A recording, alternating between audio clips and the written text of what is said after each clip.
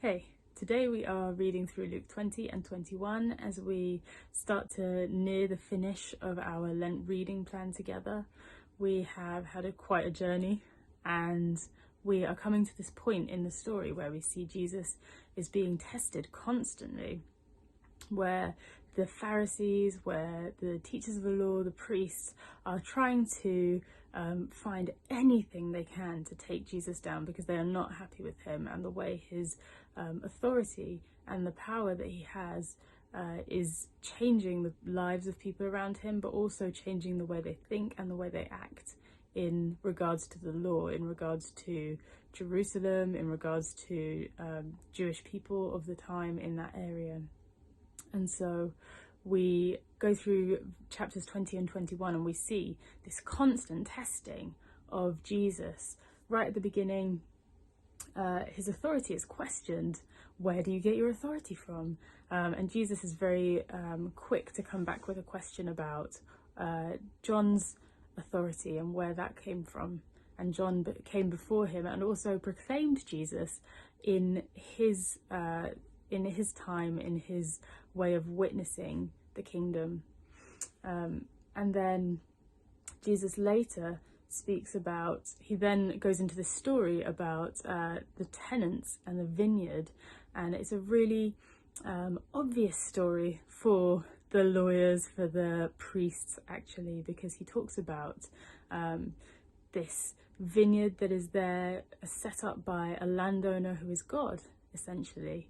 And this vineyard is Jerusalem, and the tenants are Israel, that is the Israelites. And then the son comes in and is rejected and is killed. And it's such an obvious story to everyone there that they are in shock at the end. And Jesus is pointing out that this is him, this is how he is going to be treated, this is how he is being treated now at this point in the story, and that they are going to kill him. He talks about how he, as the stone, is the cornerstone, but it is the one that is rejected at first. And he is making a really clear point through chapters 20 and 21 that he is the Messiah, that he is changing things, and that the whole community of Israel, or the whole nation of Israel, in fact, needs to get on board and get in line with this new way that is the kingdom way of living. Because God is calling them to this, but he also knows that this is not what's going to happen. Again, they test him and they ask, what do we do about taxes? Do we give them to Caesar or not? They ask him about marriage at the resurrection. Even people who don't believe in the resurrection are asking him these questions to try and catch him out and see what's he going to say? Is he actually going to slip up? Are we going to be able to catch him and get him? And then Jesus drops in this tiny but brilliant hint where he says that he is the Lord, and that David said it in a psalm like eons before. He says that in this psalm David said, the Lord said to my Lord, and he's basically saying that he is the Lord. He is Jesus, he is the son of David, but he is also the Messiah. But they don't see it. They still don't see it. He rebukes lawyers in this section for being crooked, for swindling people who are vulnerable, who are weak, who are poor, who are widowed, by using their craft. Instead of using it for good and for what God wants them to use it for, they use it to hurt and harm and gain status, to gain power, to gain money and property for themselves. And then he goes straight into this story, which I just want to point out to you. I'm going to read it. It's the widow's offering story in chapter 21, right at the beginning, verse 1 to 4. And this is directly following his rebuke to the lawyers. So he says, as he looked up, Jesus saw the rich putting their gifts into the temple treasury. He also saw a poor widow put in 2 very small copper coins. I tell you the truth, he said, this poor widow has put in more than all the others. All these people gave their gifts out of their wealth, but she, out of her poverty, put in all she had to live on. I think this is a very beautiful story. It's something that somebody might not notice at all, but Jesus notices every time. He sees these things. Throughout his story, he stops and has compassion on people like this woman. And he loves how she gives everything that she has.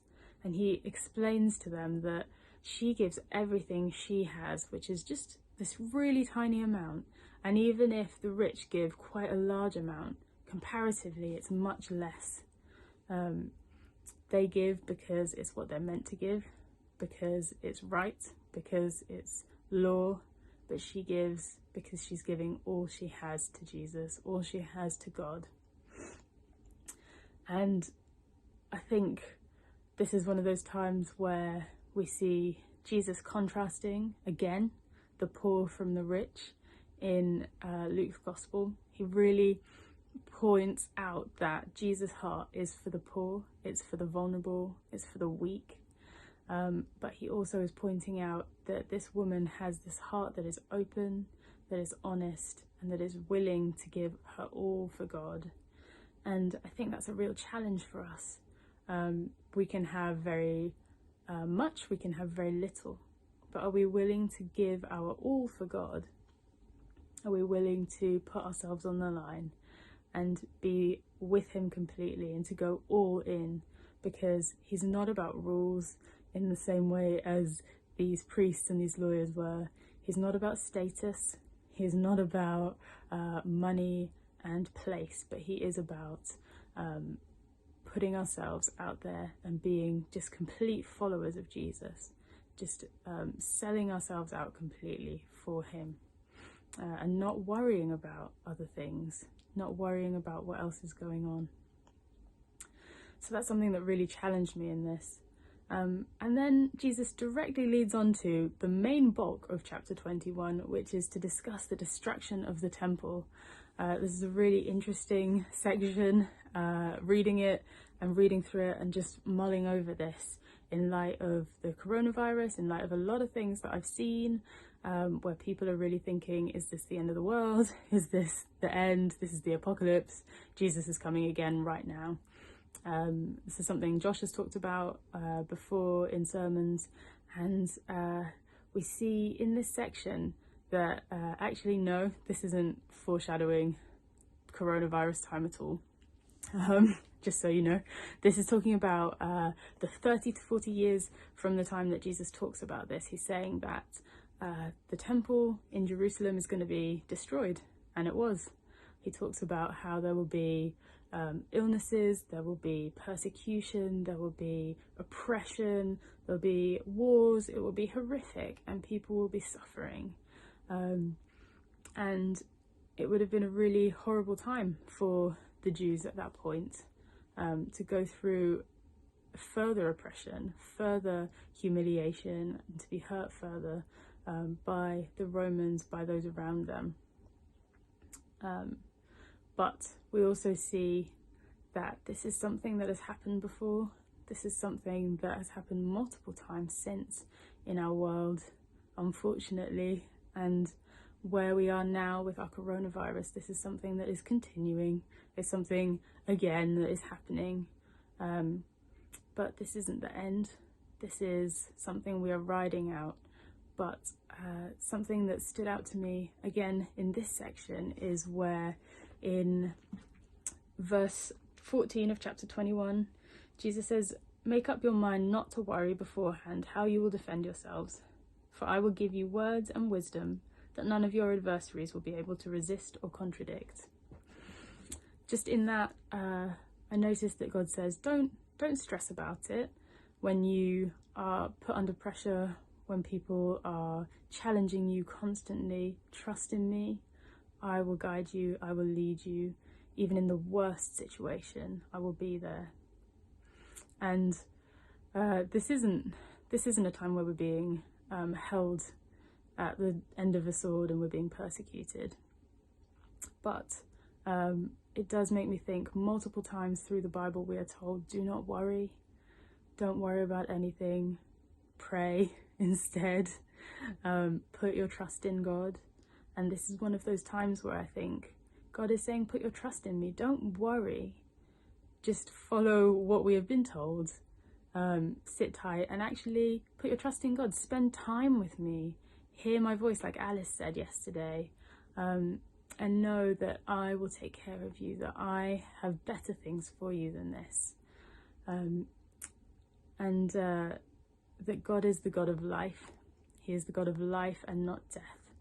And just coming back to that widow, Jesus has this love for those who are weak, for those who are vulnerable, those who are in need. Right now, we're all in a bit of a vulnerable position, but he is looking out for those who are vulnerable, and he wants us to look out for them too, not to get wrapped up in what's going on in the same way as maybe our neighbours would, but to look out for those around us, to see them, see our community with fresh eyes, and to care for them in as many ways as we can think of within the restrictions that we have today. So what can you do today? What can we do about this? Can we give, just really simply stop and give our cares to Jesus today? Can you stop and give your worries to him?